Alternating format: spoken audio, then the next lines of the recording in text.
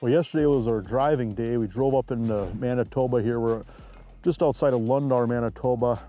We're in the Interlakes region where you've got Lake Manitoba, Lake Winnipeg. You've got this area in between those two big lakes. It's called the Interlakes region. And what's really neat about this area, there's just a lot of bush. I mean, there's a lot of elk, a lot of moose, huge whitetails in this country, but the fields are very small. And this is kind of on the edge where you don't have to go that much further north and you don't have any agriculture at all. So this is some of the first agriculture these birds encounter as they're migrating. But from a historical standpoint, if you love to hunt Canada geese or hunt big geese in particular, you know, a lot of you are familiar with the giant Canada geese and how they're almost extinct at one time, and the big restoration efforts that kind of brought them back, where now we've got early Canada goose seasons and giant Canada geese all over, it seems like. Back in the day when that remnant population was discovered in Rochester, Minnesota, so last breeding populations of giant Canada geese back in the day were coming out of this Interlakes region. And that was a time when some people thought those birds were extinct. And so kind of a historic area if you love the traditional waterfowl hunting, but you've got small fields, lots of cover. You've got a lot of birds that haven't seen very many decoys. It's kind of a perfect storm.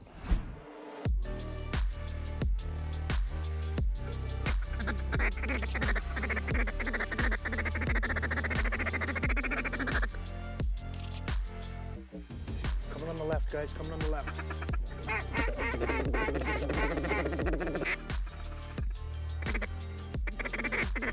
Get ready, guys.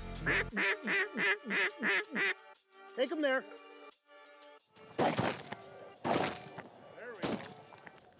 Well, those came in just beautiful. There's hardly any wind and it's kind of switching, and so that's going to be a little bit of a challenge, but wow, that is beautiful. The light's just perfect, or those birds are just lit up.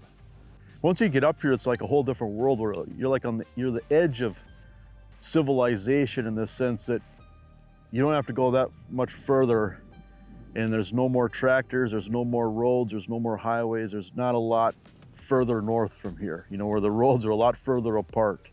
And you get on the edge of agriculture, you think about that thinking, wow, there's a lot of country to the north here that's pretty much very low population of people, let's put it that way.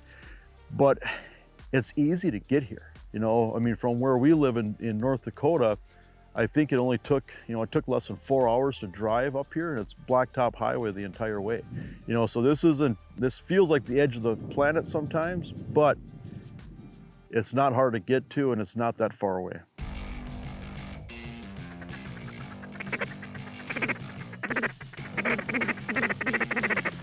Kill this single, Dan, or what? Get ready here. Kill that single on that side if you can. Oh, good shot. Take that.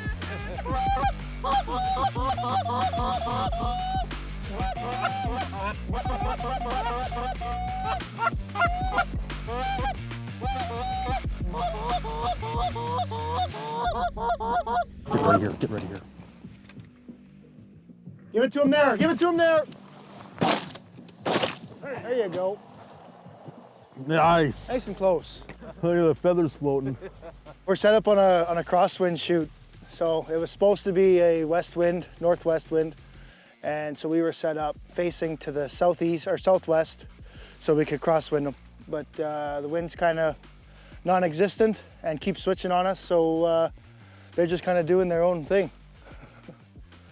So for the most part, like early season, we're mainly hunting the early crops. So we're hunting oat fields, you get in the barley fields. But like for the most part, yeah, it's oat and barley for the first, month and a half of the goose season here. Getting later on in mid-October, early October, we start hunting the cornfields. Generally, we don't like to hunt too close to the roosts, right? So we're trying to find fields that are, a couple miles away, so we're not blowing roosts out, stuff like that.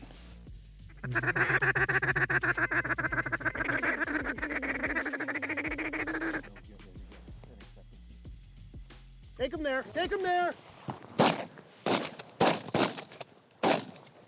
Straight up. Oh, that was pretty. That was pretty. Like I said, we haven't seen a wad like that doing it. Yeah, that was pretty, huh? Wow. It is a blondie. Oh my God. Look at that. That is pretty. pretty. That is cool. I wasn't sure if that was the sun shining on it. I saw that too. That's so crazy.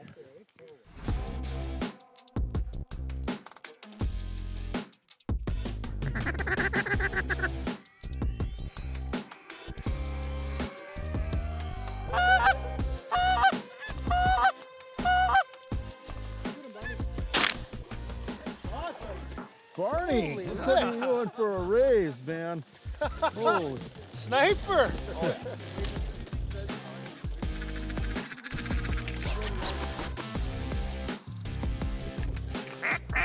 Take him there!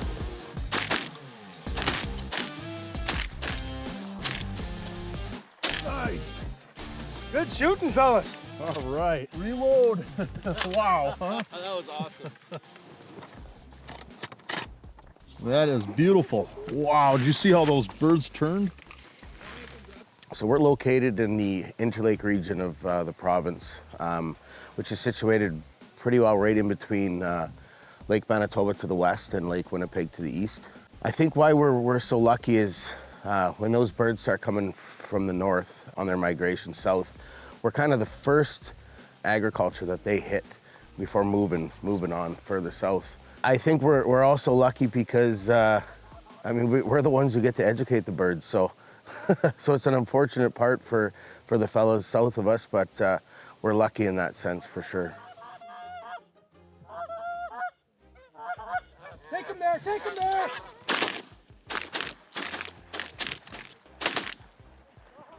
Whoa. That's two of them. Look at Brandon go. The thing about waterfowl hunting is, you know, not every day is going to be great. And if you hunt long enough and get old enough, you realize that, you know, that's not the most important aspect of hunting, in the sense that, yeah, we all want to shoot birds. Yeah, it's great to shoot a limit of birds or whatever, but it's the people you're with, it's the memories, it's the places where you get to hunt, the things you get to see. There's so much more to hunting than just a pile of dead birds. But with that being said, when birds come in perfectly, when they finish over the decoys, when those birds are losing altitude, those are magical moments where it's almost like time stands still. And so as I've gotten older, I realize that, yeah, you know, shooting, it isn't about shooting a limit. Till I'm dead in the ground, I hope it's still about just the magic of watching birds come into decoys, watching birds finish over decoys. I don't care if I'm unloaded, if I'm throwing rocks, if I have a bayonet. I'll never get tired of that. I mean, it's just to me one of the most magical sights.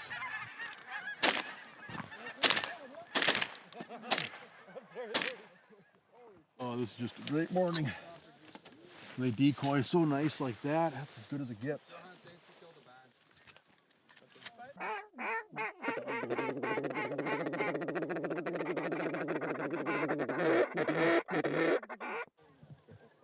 Take him! Take him!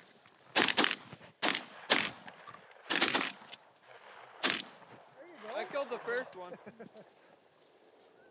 There we go, boys! That's one out of them. Pintails, all right. Wow, what a morning. What a morning. Yeah.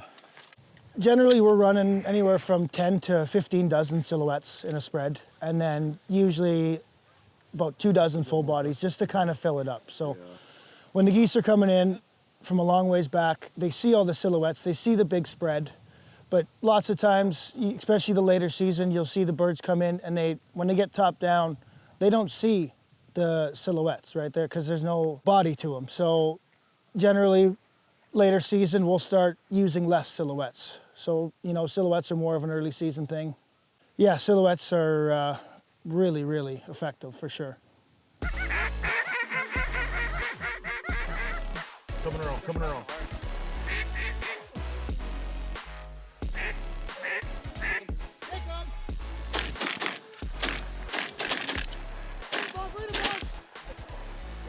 Nice. Oh, Wow, it's raining ducks. Raining ducks. That was was good there. beautiful. Okay, here we go. 3 right up front.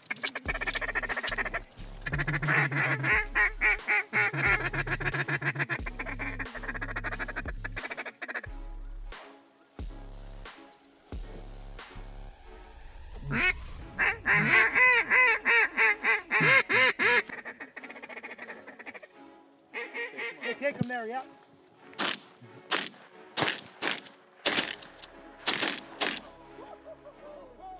Oh, that was great. Wow, those birds come in, they're just on their sides. Drop it in so hard. That's why people come here, that right there. Wow. Every waterfowl hunter's dream.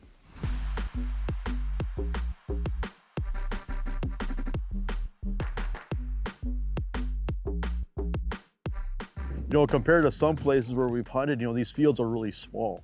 And you might have say 100 acres of wheat, and then a section over you might have 200 acres of barley, and then a half mile over you might have another, but they're just tiny little squares.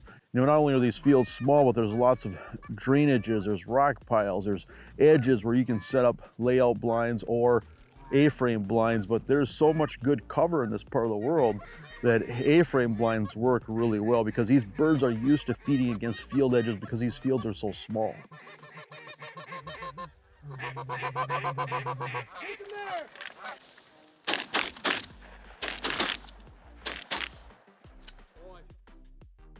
Wow, is that beautiful, huh? Whoa. Man, I love this. This is sweet. Yeah, this is why we do this. Awesome. The biggest thing for me is just meeting new people. You know, you get all sorts of people, you know, hearing different stories and different hunting trips that people go on. And, you know, I'm definitely a people person. I love meeting new people. I'm a friendly guy. So I just love the storytelling.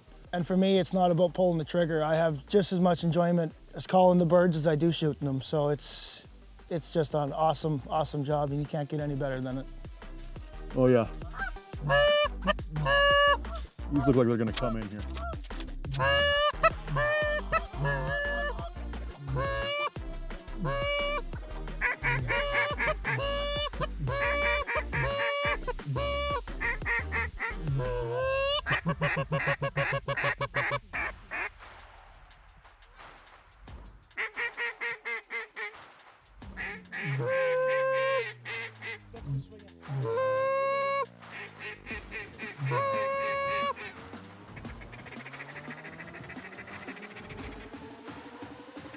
Take him there, take him there, take him there.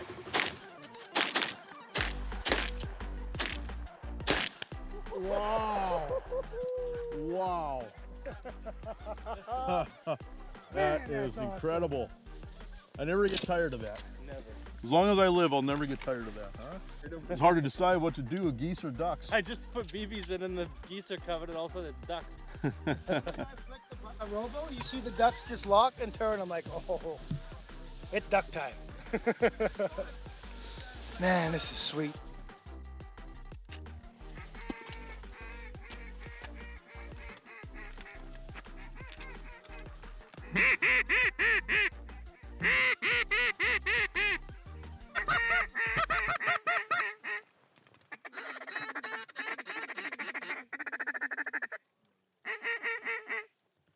Get a double whammy here. Get ready, guys. Kill them too, yeah.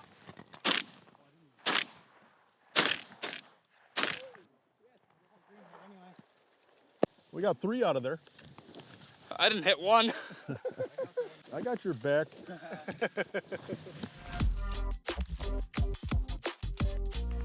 So we offer spring and fall bear hunts, as well as obviously the fall waterfowl hunts.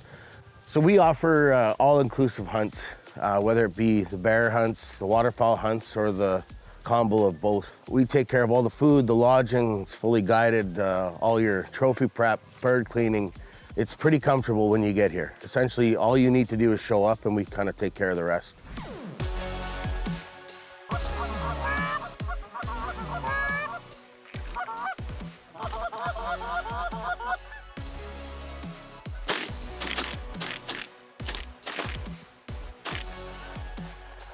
Nice work. They're adding up. Wow.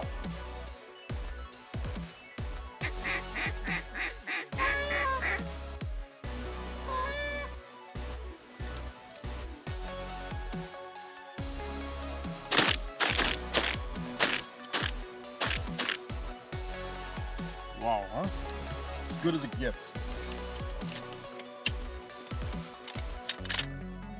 For non-residents in Canada, there's amazing waterfowl opportunities across Manitoba. There's a couple ways you can go about it. You can put in for a draw and have a chance to hunt freelance across Manitoba, or you can guarantee your spot and book through an outfitter like Sleeve Lake Outfitters. There's outfitters all across the province that offer a diverse range of products, from Canada goose hunts to mallards and diver ducks and snow geese, a little bit of everything. We're in the kind of the middle of the central flyway here, and there's all kinds of birds, and they just keep coming all fall. So from September through the end of October, there's options all over the province.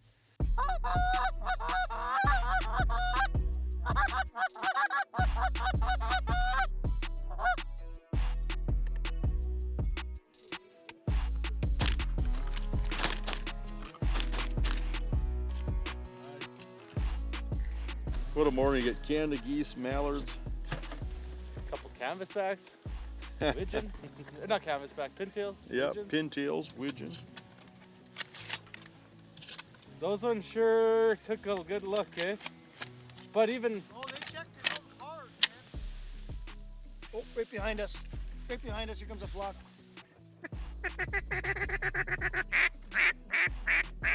Okay, take them there, yeah. There's some on the ground. Shoot him, shoot him, shoot him.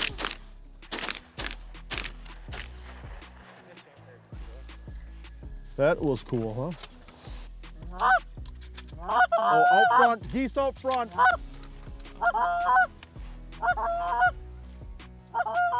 Take them there.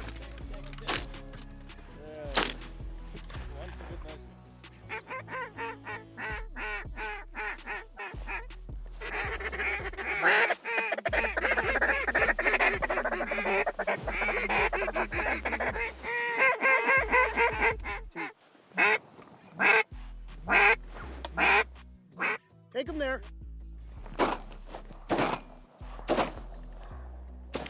thank you.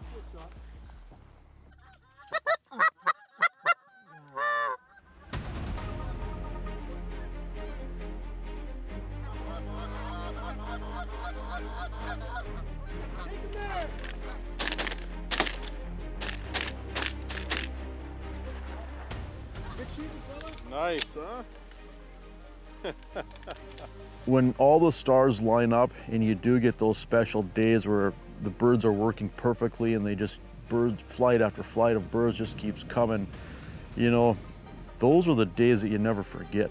And every single group of birds that came up over the trees from that direction that were coming from that roost, they saw the decoys and they just locked in. And it was a deal where we were usually taking them on the first pass. That's how perfect they were coming into the decoys. First pass, the best pass, right up the gut of the decoy spread, just finishing right in front of her face. And everybody was able to get some great shooting, and most of all, everybody was able to take in some great memories, because that's just something that you never get tired of.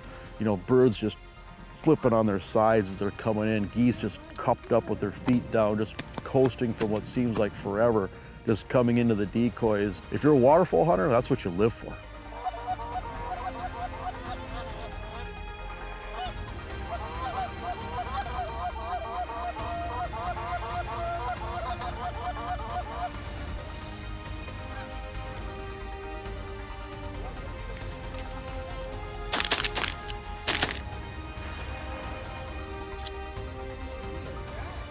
What a morning.